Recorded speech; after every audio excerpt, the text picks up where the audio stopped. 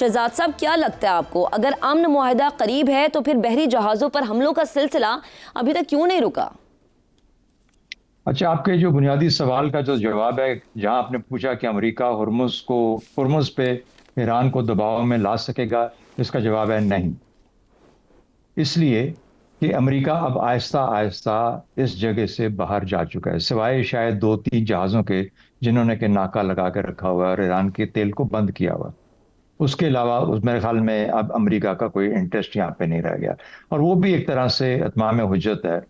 Practical sense में America अब यहाँ से जा चुका है, और जिस किस्म का भी मुआहदा अमान और ईरान में होगा, जैसा भी होगा, जब वो मान जाएंगे दोनों अतराफ, तो ये अमेरिका भी उसे मान जाएगा, क्योंकि अमेरिका को समझ आ गई है, या समझ पता चल गया है कि हुर्मुज या कोई और इलाका, या जिस तरीके से कि वो ईरान पे हमले करने के बाद कुछ हासिल करना चाहता था, वो हासिल नहीं हुआ। वो अब उससे खलासी चाह के अपने आप को दूर करना चाहता है, और वो बड़ी बड़ी हद तक प्रैक्टिकल सेंस में दूर हो चुका है। अच्छा, दूसरी बात ये भी वजह है कि ये अमेरिका के लिए शुरू से ही नॉन इश्यू था हुर्मुज का। लेकिन ईरान ने अपनी बहुत जिसे कहते हैं ना कि महारत, जो सफारतकारी की, और अपनी, जिसे ट्रम्प खुद कहता है कि शतरंज की खेल है, जी। उसमें ऐसी मूव्स के साथ इसको, हुर्मुज को सेंटर और फ्रंट ला के खड़ा कर दिया है, एज एन इशू बना दिया अमेरिका के लिए। अमेरिका के लिए इशू था नहीं ये। अच्छा, इसको ये भी कहना अजीब सा लगता है, कहा जाता है, बहुत ज्यादा कहा जाता है कि देखिए, जो ऐसा इशू था जो पहले जंग में नहीं था, अब वो जंग के बाद इशू बन गया। बिल्कुल सही बात है। लेकिन उससे ज्यादा बड़ा कमाल यह है कि अमेरिका को किसी हद तक इसमें घेर लिया है ईरान ने, इसको एज ए लेवरेज। अब फिर शुरू में दोनों अतराफ लेवरेज के तौर पर इस्तेमाल करना चाहती थी इसको, लेकिन ईरान उस पर ज्यादा गालिब आ गया, क्योंकि वो जोग्राफिकली क्लोज रहता है, उसके उसके उसके पहलू में बहता है। अमेरिका को दूर से आके उसके ऊपर जो कुछ करना पड़ता है कर सकता है, और वो उस हद तक नहीं करना चाहता जैसा। बहरहाल, तो हुर्मुज पे उसका कोई असर रसूख नहीं हो सकता। दूसरी बात, हुर्मुज मसला है यहाँ के मुल्कों का, जीसीसी का, ईरान का, बुनियादी तौर पर इन इन मुल्कों का मसला है हुर्मुज। जब भी होगा, अभी तो आप ओमान और ईरान की बात कर रहे हैं कि ये आपस में कोई मामला करना चाह रहे हैं। असल में जब ये मामला हो जाएगा, जो भी मामला तय होगा, उसके बाद जीसीसी के बाकी मुल्कों की बारी आएगी कि वो क्या इससे एग्री करते हैं कि नहीं करते। तीसरी बात, ईरान का और अमेरिका का जो रद्द अमल जो अब तक रहा है, उसकी आपने एक असर तो देखा खत्ते के अंदर, कि आपने देखा एक मक्का में मुआहदा हो गया, तीन मुल्क बाहर के, खत्ते के बाहर से दो मुल्क आके एक बड़े मुल्क के साथ जुड़ गए। इसकी डायनामिक्स एक और तरीके से लॉन्च होती हैं। ये डायनामिक्स क्या असर दिखाएंगी आने वाले वक्तों में, ये देखना पड़ेगा। हम जो मर्जी कहते रहे कि ईरान ऐसा है, हम पाकिस्तान उनके हमसाए हैं, वो ये है, वो है, वो सब ठीक है, और पाकिस्तान बहुत कोशिश करेगा कि ईरान इसको उसी उसी उसी तरीके से समझे, उसी कॉन्टेक्स्ट में समझे। लेकिन क्या ईरान हमेशा वैसे ही समझेगा? बहुत मुश्किल है ये कहना इस वक्त कि इसके असरात कहाँ तक जाएंगे और क्या होंगे। सही, ठीक। अच्छा अच्छा, शहजाद उसका साहब, जो आपने कोशिश की बात की, सवाल एक मेरे जहन में है कि अभी वज़ीर दाखिला मोहसिन नकवी साहब जो हैं वो तेहरान पहुंचे हैं और ईरानी सदर से उन्होंने मुलाकात की, अब्बास अरागची से उन्होंने मुलाकात की, तो ये कोशिश की ही एक कड़ी है उनका वहाँ पर जाना, या कोई यहाँ पैगाम हम कह सकते हैं कि लेके गए हैं? नहीं, मेरा ख्याल है हम बहुत ज्यादा बढ़ा देते हैं बात को, बखाम खाम है। आई मीन, नकवी साहब बुनियादी तौर पर शामिल तो रहे हैं इस चीज के अंदर, कोई शक नहीं है। लेकिन उससे देखिए, जब हमने पहला ये जो एग्रीमेंट किया था, इस्लामाबाद एग्रीमेंट, उसके बाद बात कहां से कहां चली गई। आप पाकिस्तान और तुर्की सऊदी अरेबिया के साथ मिलके एक एक अलाइनमेंट में आ गए, यानी तो इस्लामाबाद एग्रीमेंट तो पीछे रह गया फिर। अब उसके डायनामिक्स, अच्छा मुझे एक बात पे आने दीजिएगा जी जी। कि ये जो जो जहाजों का जिक्र किया कि पाकिस्तान से 70 मील दूर पाकिस्तानी फ्लैग बेरर जहाज के ऊपर, फ्लैग बेरिंग जहाज के ऊपर अटैक हुआ, ये किसने किया? जरूरी नहीं कि ईरान ने किया हो। तो मैं जब ये देखता हूँ ये तमाम चीजें, तो मुझे नहीं मालूम कि इस खत्ते में अभी और क्या चैप्टर्स लिखे जाएंगे। ये किताब है जिसका कि अभी सिर्फ शायद पहला चैप्टर भी अभी तक मुकम्मल नहीं हुआ। कितने और चैप्टर्स लिखे जाएंगे, ये आने वाला वक्त बताएगा। इसलिए मेरा ख्याल है हम बहुत जल्दी फैसलों पे पहुंचने की बजाय अगर ये देख लें कि हम अपने तय, अपने तौर पर, एक मुल्क के तौर पर, अपने कंटेन्ड सेल्फ के अंदर रहते हुए कैसे मैनेज कर पाते हैं इन चेंजिंग डायनामिक्स को जो कि इस खत्ते में हो रही हैं, तो वो पाकिस्तान के हाथ में बेहतर होगा। सही। वरना अगर ये फैलता गया इसका दायरा, तो इस हद तक कॉम्प्लिकेट कर सकता है जिस तरीके से के अटैक्स हुए बाबल मंदेब, और ये इकट्ठे चलेंगे, बाबल मंदेब और ये हुर्मुज है। बाबल मंदेब पे अगर लड़ाई होती है तो उसका असर हुर्मुज पे आएगा।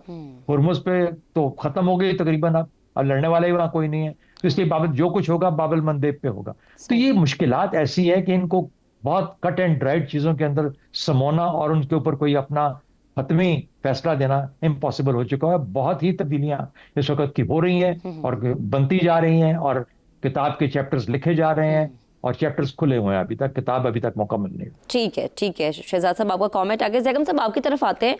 बाबुल मंदिर से खलीजे ओमान तक ये जो आग फैलना शुरू हो गई है, आपको क्या लगता है मुसलसल बहरी हमले या किसी बड़े फैसले और फैसला कुन मार्के की तमहीद बन रहे हैं? मेरा नहीं ख्याल कि इस वक्त दोनों फरीक इसको इस सतह पे ले जाना चाहते हैं जिसमें एक बड़ी जंग में बदल जाए। अमेरिका ख़ुद उस तरफ नहीं जाना चाहता, इतना बड़ा नुकसान वो नहीं करना चाहता। एक फॉरएवर वॉर जिसको अमेरिकी कहते हैं ना, ऐसी जंग जिसमें फंस जाओ तो फिर 10 साल 20 साल 30 साल तक निकल ना सको, उस फॉरएवर वॉर में अमेरिका नहीं जाना चाहता, उसकी कीमत नहीं देना चाहता।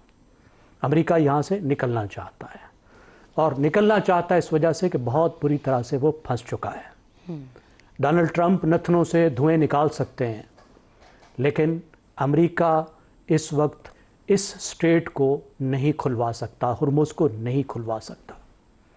अमेरिका अपने इत्तेहादियों को तहफ़्फ़ुज़ देने में नाकाम रहा है, वो इस खित्ते में अपने इत्तेहादियों को तहफ़्फ़ुज़ नहीं दे सकता। और इससे भी बड़ी बात कि अमेरिका अपने खित्ते में अपने अड्डों के तहफ़्फ़ुज़ में नाकाम रहा है। जी, जो अड्डे इस पूरे खित्ते में उसके मफाद के निगहबान थे, उसके इत्तेहादियों के निगहबान थे, उन अड्डों के तहफ़्फ़ुज़ में भी अमेरिका नाकाम हो गया है। वो अपनी नेवी भी हुर्मुज़ में नहीं ला सकता। तो अमेरिका की जो ताकत की प्रोजेक्शन थी, जो उसको एक सुपर पावर के तौर पर दिखाती थी, उसमें वो आकर फंस गया है। वो आया यहाँ पे कमर तोड़ने था, लेकिन उसने ईरान को वो दे दिया है जिसका ईरान तसव्वुर नहीं कर सकता था, उसके वहमो गुमान में नहीं था।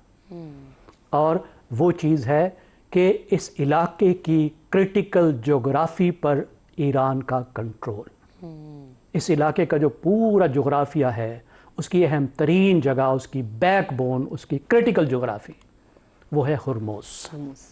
और ये वो चीज़ है जिसे सन त्ज़ू ने, चीनी जो माहिर है जिसका हर वक्त जिक्र किया जाता है स्ट्रेटजी में, उसने कहा है सन एंड अर्थ कुदरत का तोहफ़ा होता है, जिसके हाथ आ जाए तो उसका पल्ला भारी हो जाता है, जोग्राफिया जिसके हाथ में हो।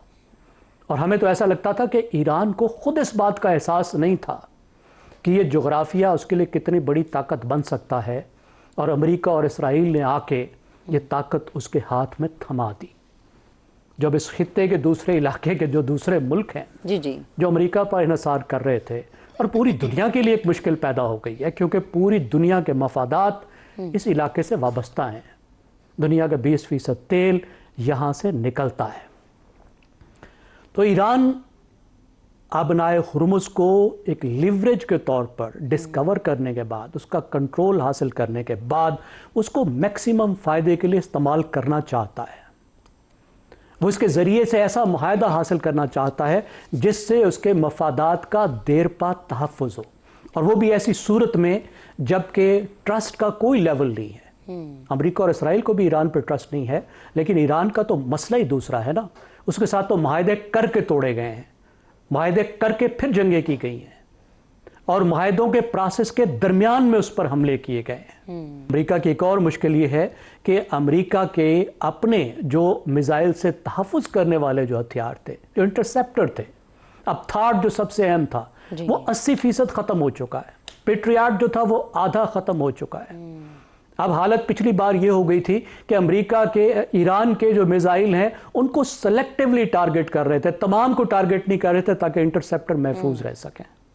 इतना एक्सपोजर हुआ है, इस तरीके से अमेरिका एक्सपोज हुआ है उस जगह में जो उसके लिए तारीख़ी तौर पर इंतहाई अहम रही है, जहाँ पे आकर उसने जंगें लड़ी हैं, जहाँ का तेल उसके लिए इसलिए अहम है कि अगर वो तेल डॉलर में ना ख़रीदा जाए तो उसकी अपनी इकानमी के लिए चैलेंज बन जाए। तो फिर जैगम साहब इसका मेरे हल ख्याल क्या है? है क्योंकि पूरा देखिए जब खित्ता। ये मामला शुरू हुआ था तो उस वक्त हमें याद है कि अमरीकी वजीर दिफा ये कहते थे पीट हेग्सेट के जी हमारे पास तो बड़ा ज़ख़ीरा और हम मुसलसल ख़रीद भी रहे हैं। तो अब जो आप अदाद शुमार बता रहे इससे तो हमें अमेरिका मुश्किल में नज़र आता है। यानी बहुत सारे अमरीकी सैनेटर्स जो कि ट्रंप पे तनकीद कर रहे थे वो बिल्कुल ठीक कर रहे थे। इसका हल क्या है, वे आउट क्या है?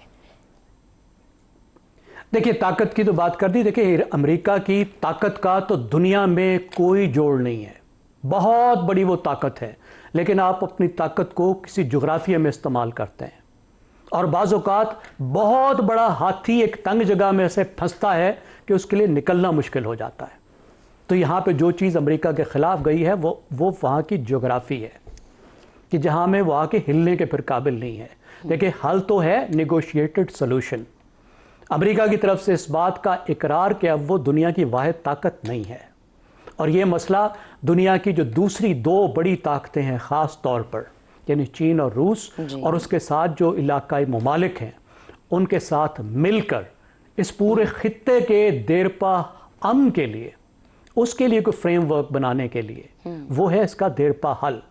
जब तक इसराइल ये सारी बदमाशियां करता रहेगा, ये सारा तूफान मचाए रखेगा, कत्लेआम करता रहेगा, जेनोसाइड करता रहेगा और अमेरिका उसको बैक करता रहेगा, बिल्कुल जैगम उसको असला साहब देता देखिए रहेगा, जो उस वक्त इसराइल तक है वो खित्ते में तो कैसे पास अमन नहीं आएगा? आएगा क्योंकि वो बारहा कह चुका है कि जो अमन मुआहिदा हुआ हम तो उसको मानते नहीं है। शहजाद साहब आपको भी ये लगता है कि जब तक इसराइल बाज नहीं आएगा तब तक खित्ते में या दुनिया में अमन कायम नहीं हो सकता? अच्छा, मेरा सवाल थोड़ा सा ज़रा मुख्तलिफ है जी, और जी। बड़े अदब के साथ ज़ैगम साहब भी इस पर ज़रूर रोशनी डालें कि देखिए ये तो अमेरिका की हम बात करते हैं ना कि ईरान और अमेरिका, हुर्मुज़, ईरान और अमेरिका, तो जिस तरीके से हम कहते हैं कि हुर्मुज़ ने तो दुनिया को काबू में कर लिया, तो दुनिया जो है वो फिर ईरान के साथ अपना मामला कैसे तय करेगी, किस तरीके से? यानी आप आज तो दुनिया अगर परेशान है तो जीसीसी परेशान है, चलो जीसीसी तो उनके हामी हो गए इसलिए उनको परेशान होना बनता है, लेकिन बाकी दुनिया जो हुर्मुज़ की वजह से परेशान होगी वो फिर ईरान को किस तरीके से उसके साथ निभा करेंगे इस ईरान की इस किस्म की जो उनकी जो रविश है। मेरा ख्याल है कि कहीं ना कहीं पे इसराइल और अमेरिका के चक्कर से निकल के ईरान को कहीं ना कहीं पे दुनिया के साथ मामला भी करना पड़ेगा। दूसरी सही बात हम भूल जाते हैं कि सैंक्शंस और जी, जी। प्रोलिफरेशन, हाँ सैंक्शंस और प्रोलिफरेशन ये इतने बड़े मसले हैं, ये दुनिया के मसले हैं, ये अमेरिका के मसले नहीं हैं। तो जब हम दुनिया के मसाइल को देखते हैं विज़ावी ईरान, जी, जी। तो ईरान को उनके साथ भी तो एडजस्ट होना है जो 150 बाकी 93 मुल्क हैं। सही।